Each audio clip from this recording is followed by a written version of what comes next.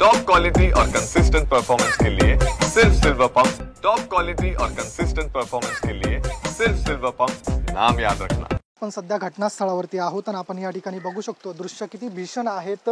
अक्षरशः मध्यरात्रीच्या वेळेसच म्हणजे ज्यावेळी हे कुटुंब झोपलेलं असतानाच या ठिकाणी दरड कोसळलेली आहे आणि यातील चौघांपैकी दोघांचा मृत्यू झालेला आहे। यामध्ये जे वडील आहेत आणि मुलगी आहे ते या ठिकाणी एक्सपायर झालेले असून जे आई आणि त्यांचा मुलगा आहे त्यांना घाटकोपर येथील राजवाडी हॉस्पिटलमध्ये ॲडमिट करण्यात आलेला आहे।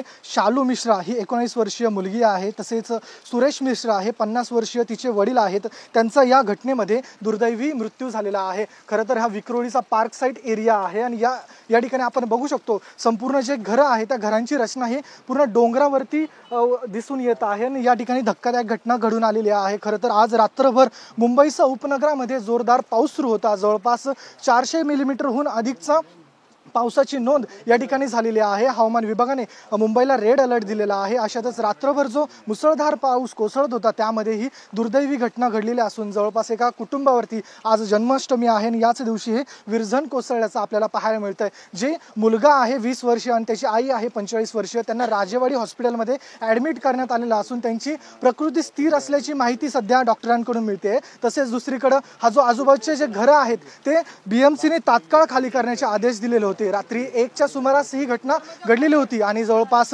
3 वाजता या ठिकाणी जे पथक आहे BMC असेल अग्निशमन दल असेल ते या ठिकाणी आलेलं होतं। बचाव कार्य या ठिकाणी त्यांनी केलेलं आहे आणि या कुटुंबातील जे 2 व्यक्ती आहेत ते वाचवलेले आहेत आणि आपण या ठिकाणी बघू शकतो कशा पद्धतीने हा घरांचा उतार आहे।